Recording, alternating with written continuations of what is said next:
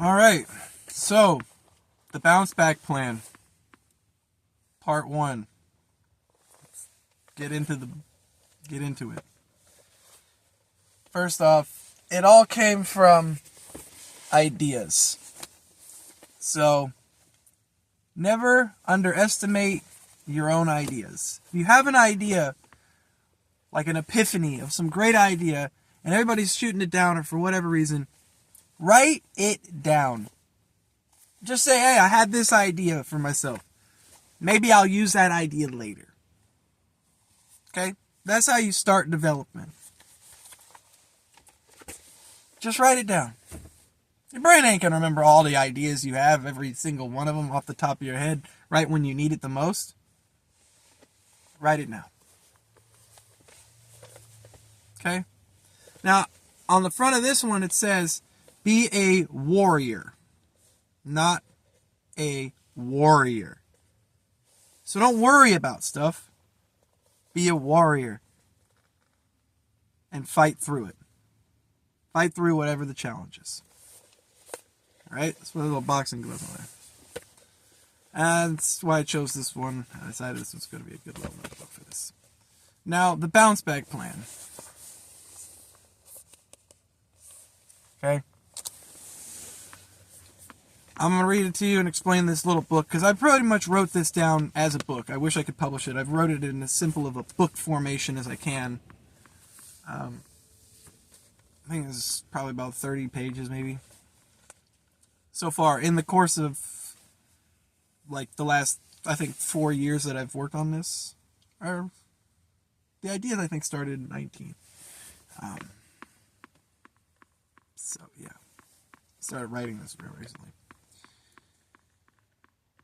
Part 1 of the bounce back plan, we have the table of contents, basically. And that is, 1, you want to try and come up with a solid income, which means just basically, whether even if you're homeless and you're living in a tent, and you go and you work at some kind of just, I've started at a gas station. Alright, I was homeless, and I walked to this gas station, and I just happened to know someone from when I worked at a McDonald's back in the day, and he worked at another gas station that I used to stop at. This guy, Big Sergio. Goofy Loco. Sergio got me the job there, and I got a chance. I slept on the streets under, ramps and loading ramps and highway ramps and all kinds of stuff.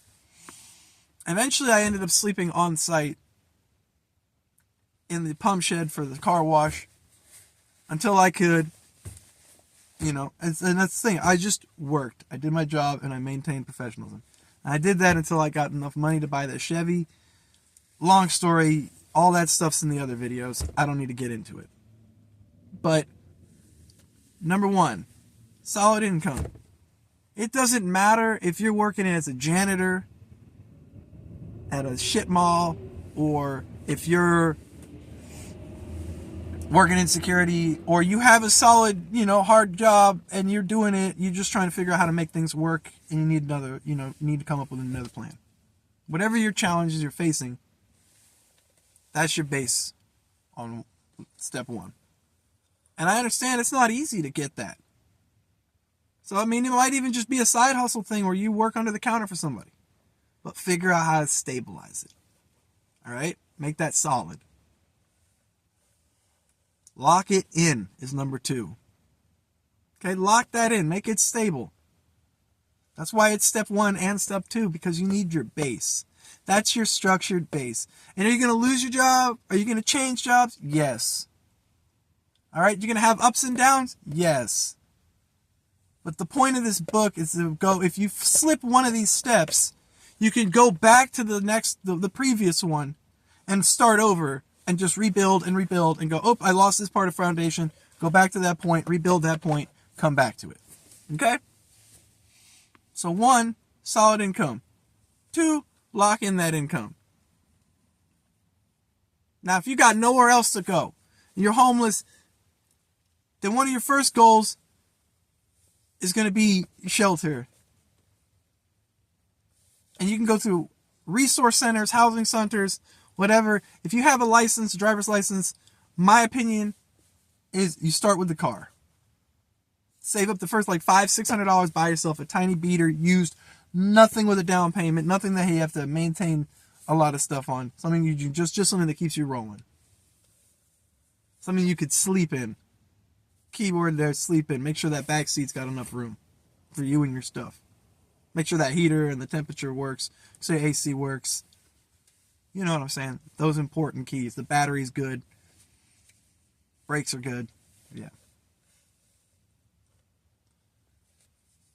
That's what comes into part 3. You get to that point, and you get to step 3. And you develop a parking routine that is in the zoning regulations of your city, your county, your state. That's very important. Because you can be in like businesses, like you can go and be parked at like a 24-hour Walmart, but they have no overnight parking. Or a Winco or something like that. You got to respect that. That's a private property, it's a business. But the city also has like public parks. You can go to a public park and be there all day. But after the park closes, you have to respectfully understand that you have to leave that area. That's where a rest area comes into place. Know your routine. Know where you can go. Rest stops, rest areas are 12 hours usually. So you can go there for the 12 hours and you can go back to another spot for 12 hours. But the private area property areas don't like you coming back to the same spot every day. Because they only see you. They don't see you at night when you leave. They just see that you were there when they come back in the morning. So it looks like you stayed overnight. You look like you stayed a long time. So you got to have a routine so you're only there 2 days a week. They see, oh, he's here 2 days a week. Leave him alone. He's going to leave on this day. He'll be gone. Don't worry. And they don't have a reason to report you and maintain a little less heat. All right? Because there's a way to do it. Respect the police. If they ask you to leave, if they ask you to tell you, look, you got to move, you move. But that's why it's important to develop a parking routine that has backup plans and ways for like locations that you can go. You can be like, look, I got 7 or 8 little spots that I can go to throughout the day, throughout the week, whatever. If I can't go here, I can just move on to the next spot. Keep your little circle going. All right? Because as long as you have that steady circle, even if you get pushed around or they come in and bother you and they tell you got to move, you know where you're going. You don't need to worry.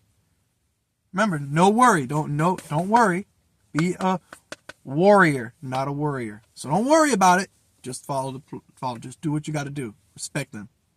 Respect. Very important. And finally, once you've got this nice little loop, you've got this income and a routine, even if you are living in your car, you got a routine, you got paychecks, you got your car. Now you can start budgeting that percentages. All right? 1, 2, 3, 4. Now you're saving money. Do not rent. Unless, to be honest with you, you can't afford a car or you don't have a driver's license. And the best option you have once you have a stable income is to rent for that 5, part-time rentals. Don't go out trying to rent an apartment for yourself. If you are going to end up being in a situation where you don't have a car and you're going to rent and take public transportation, which is the other option if you don't want to take the car route. There's public transit, which is also much cheaper. You get you can go to the centers, ODHS and different, health, at least in Oregon, you can go there. In other states, I don't know, you can just go to your local health agency, resource center, and they can help you get, their transit discount or whatever that they have if they offer one. Here in Oregon, we've got Honored Citizen Pass, which can get you discounts to help you get on the bus for a lower rate. And you can do that along with, a small sharing a room at an apartment or something. That's probably around $500, maybe $600 a month. But it's a base to start with. So that's where you can start if you don't want to go ahead and get the car and the stuff. But then you got to know that you're now back up. You've made it you're up in a place and you're working and boom, look at you.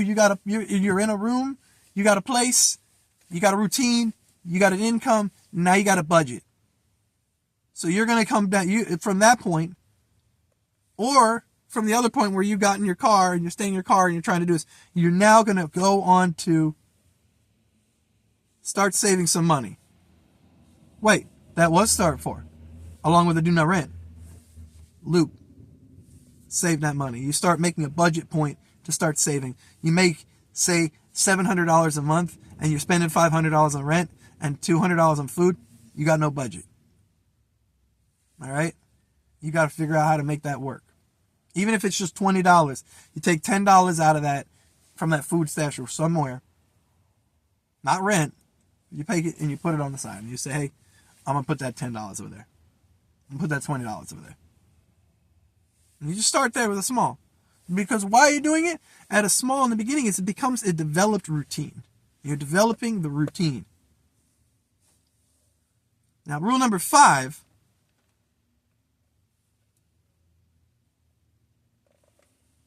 is if you end up couch surfing, even if you're at another person, you're renting a room and you're at their house and or their apartment, you're renting a room from them, or you're couch surfing and you're staying in your car and you're going and staying at friends' houses, because a lot of people end up just staying at friends. You're couch surfing. Rule number 5 is to always respect, when couch surfing, always respect your host. Always. Wherever you're staying, respect your host. And here's the most difficult part that people don't get.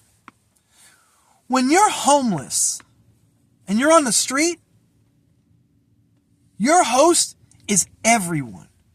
Your host is every resident of that state that works and pays so that there can be resources that are provided for you. There's every business that lets you walk around, even if they're telling you you have to leave. If they're not bothering you, and partially even if they are, you have the right to be on public streets, but not on their private property. And you have to respect that. So if they ask you to move from their property because you've been sitting there loitering, or you're hanging out too long, or you've been, for whatever reason, they don't want you there, respect that. Apartment complexes, the city is the same way. The only difference is in the city, when enough people have a problem with you and you don't respect them, they get the police involved. And that leads to bigger problems.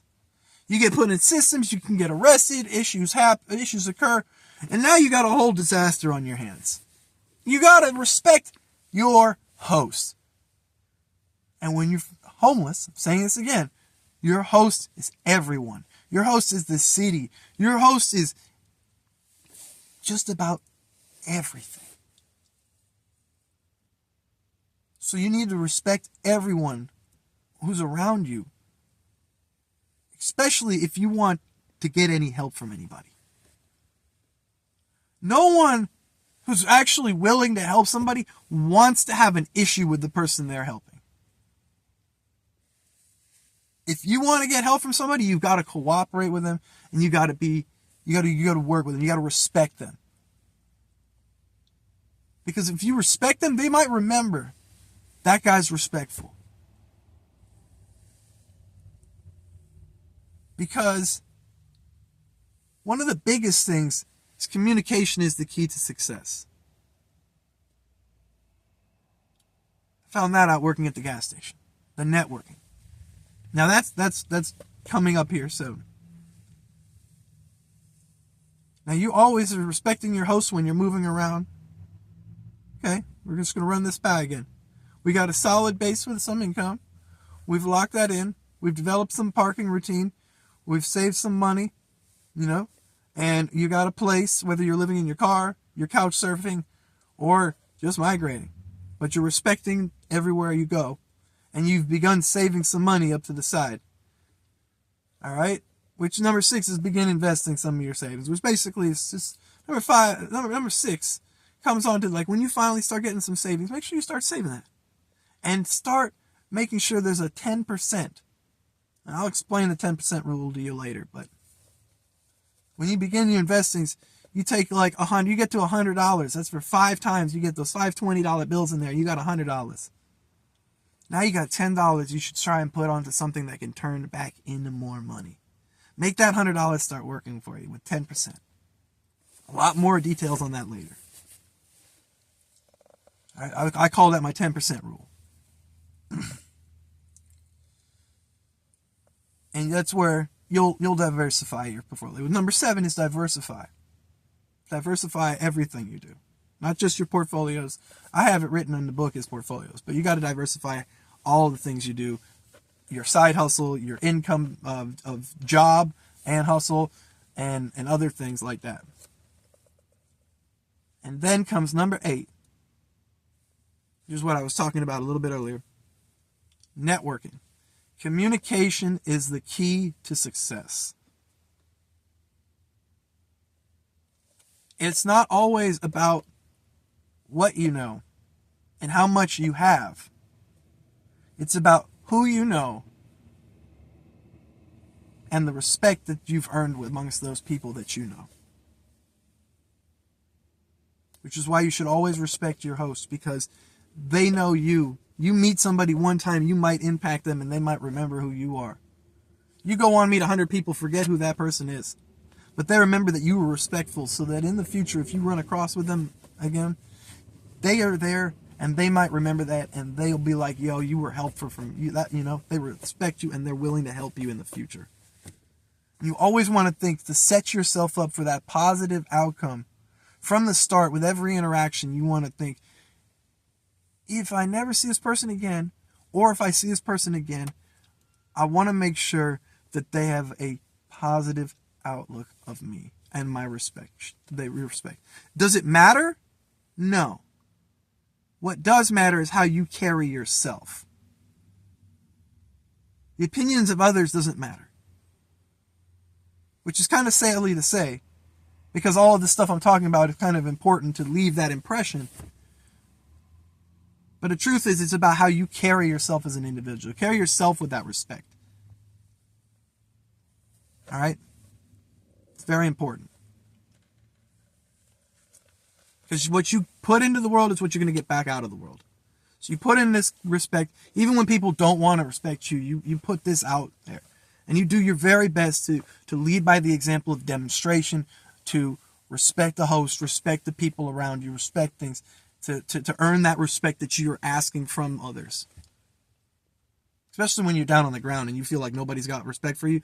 I promise you, you do that and it will earn you respect. One of my sayings is, I'd rather work for respect more than money, because respect can help you get somewhere. Money just covers the bills. Because respect amongst peers and communication with those peers is how you use the communication to reach the successes that you wish and the dreams that you never thought possible. And every one of you is possible of reaching those goals. And further, if you put your mind to it. Because life is about the willpower you have to go the way to get to that point, that goal.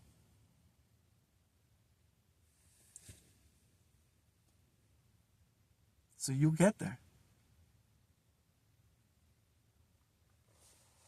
Now, step 9. Develop the stable routine that best fits your schedule.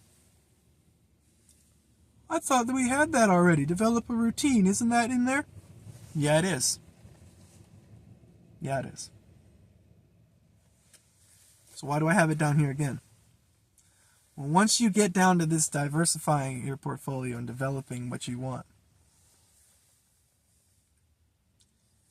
you want to build something around a schedule that's most effective for you.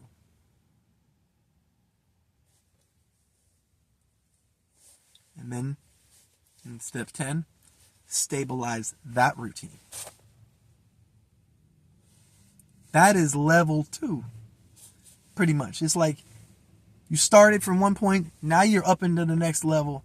Now you want to stabilize that new routine. Because when you make it a stable routine, it becomes easier. Just like lifting weights. First, it's hard to lift that weight.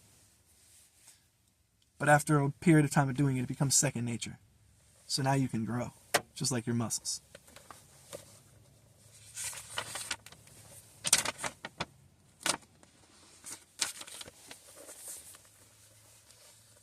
Number 11. Focus on improving the positive and removing the negative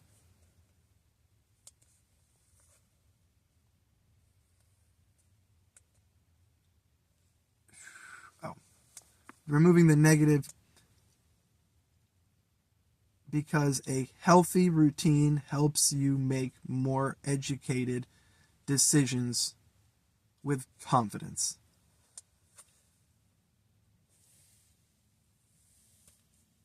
And finally, believe in yourself. Believe in your dreams.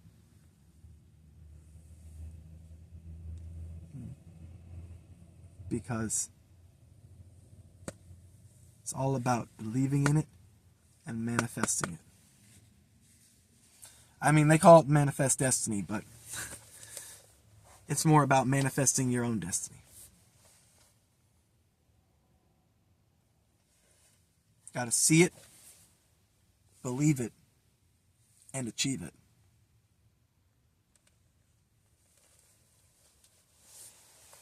Now, there's a lot more to go, but I want to start with that. 21 minutes. That's a good video. Good intro. Explanation to what my project is. That's the table of contents that we just went over. Now, material for all of that, we're going to start some other videos here.